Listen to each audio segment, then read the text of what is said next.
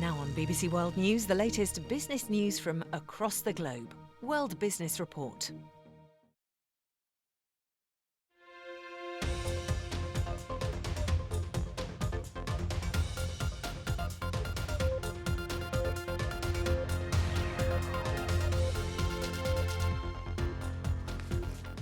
The shopping slowdown. Will the cost of living slow down the Black Friday sales as retailers look for a holiday boost? In China, daily COVID infections reach a new peak. So how can the government manage an economy under growing pressure?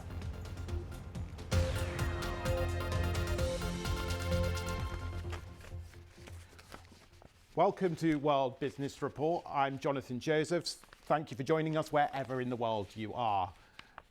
Now, we're going to start with the Black Friday retail extravaganza, which is something that started in the United States, but is, of course, growing all around the world. But it comes this year at a time when when people are feeling a cost of living crisis. So will it be quite the profit-making venture that it has been for retailers in the last few years? Well, in Germany, there have been protests at Amazon warehouses because workers there, as their colleagues in other parts of the world are on strike looking for higher pay. Amazon says that it is actually paying workers well and treats them properly. So that's another aspect of this. But let's pick up on all of this and bring in Silvia Rodoni from Ernst & Young, the business consultancy, joins us from Cologne. Silvia, thank you for joining us this morning. I wonder, with the cost of living crisis that people are suffering all over the world, is this going to be a less profitable Black Friday for retailers than it might otherwise have been? Good morning, Jonathan. This year, Black Friday falls into a very different environment. As we all know, the macroeconomic environment is very stressful for consumers. And as we have seen in our survey that we have carried out across the world, but I'm looking especially after Europe and the UK, consumers are really being very careful in the way they're going to spend in the pre-Christmas trading. So it might be less profitable for retailers this year. And sorry. Well, I was going to ask, it might be less profitable. Does that necessarily mean it's bad for the global economy if there are less profits being made? Or is it a good thing if perhaps it slows down demand, which has been causing inflation to grow and putting pressure on supply chains? Yeah, this is a really good question. Well, what we're seeing is consumers are worried about their financial situation and the pressures on the energy costs, overall interest rates rising, as you say. Everybody is tightening their belt. And it's about half of consumers saying, I would like to spend less and I would like to spend in a more responsible way. So consumers are now finding that before even Black Friday, promotional intensity has really gone up. So they are looking for bargains and they are looking for offers to really optimize the value they can get for their money. So it may be profitable, it may be less profitable overall because promotional intensity is really going through the roof. But overall, consumers are also saying, I want to be more sustainable in the way I buy, in the way I shop, and in the way I consume. Sustainable means responsible also from an environment perspective. And Silvia, just briefly, one other aspect of this is this cost of living crisis. And as I mentioned, Amazon workers at different sites around the world, in the US, across Europe, are on strike, using this as an opportunity to call for more pay. Amazon says it does pay them well, but does that perhaps highlight some of the pressures that retailers are facing in terms of their profit margins and how they can make money from these sorts of events? Oh, absolutely. It's not a really easy time for retailers right now. They're caught between increasing costs. As you have already mentioned, supply chain costs have gone up throughout the year, especially last year. We had a major challenge around supply chain costs. Costs arises in pay is challenging retailers. And at the same time, there is this real headache in how far can cost increases being put through to consumers. And price increases right now that we're seeing could harm retailers as well, because it will have an impact on demand. Not every consumer segment is going to be able to, get along with the price increases. Sylvia, Some will reduce their consumption. Brilliant. Sylvia, unfortunately, that's all we've got time for. But thank you very much for your thoughts there on Black Friday and what impact that's having. Now, let's move to China, where daily COVID infections have reached another new peak in the world's second biggest economy. Amongst the many businesses suffering disruption is the world's biggest iPhone factory, where restrictions have caused more worker unrest and a cut in production. It's just one example of the challenges facing the government as it continues to pursue its zero COVID policy. Well, let's bring in Howard Zhang from the BBC's Chinese service. Howard, thanks for joining us.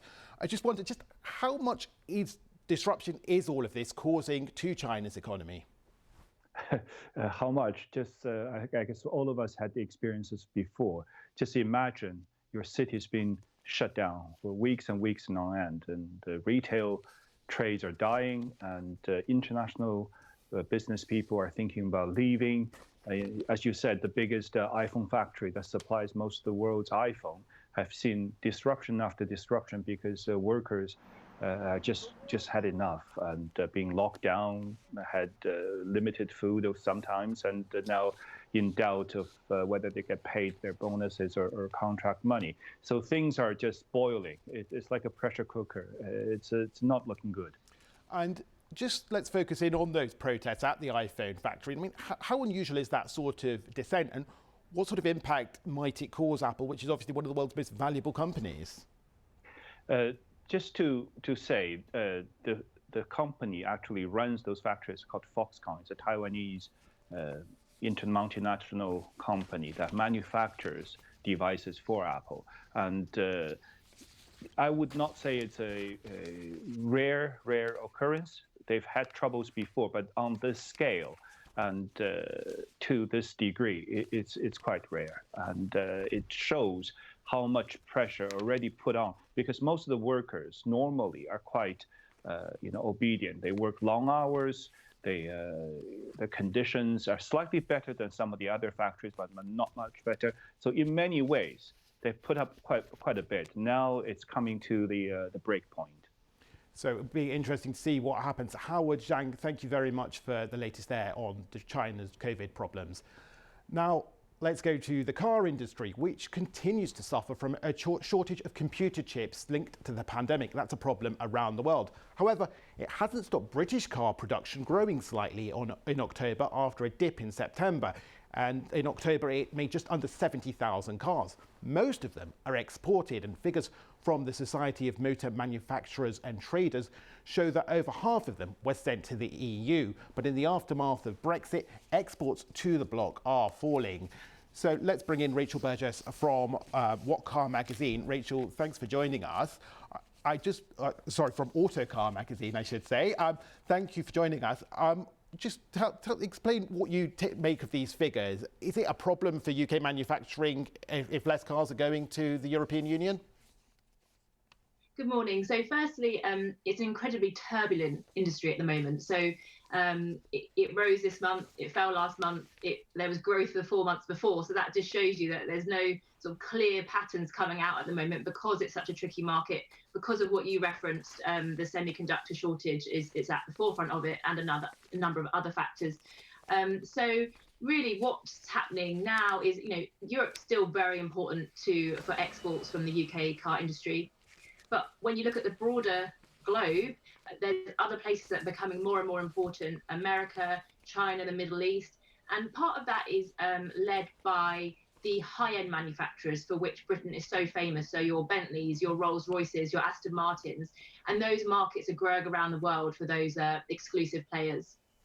You mentioned the shortage of computer chips. I just wonder, how is that situation now on a more global scale? Is it starting to ease, and is that going to lower some of the pressures on car manufacturers? Just briefly.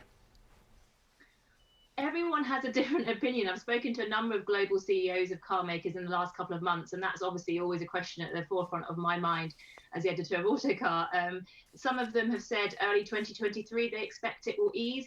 Others are being much more cautious and looking longer term. So it's really about prioritizing the models they want to make and trying to kind of keep customers as happy as possible when there's a major issue of supply and demand.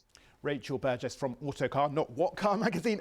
Thank you very much for joining us. And that's all we've got time for on World Business Report this time. There's plenty more on the website bbc.com/business. Sport Today is next.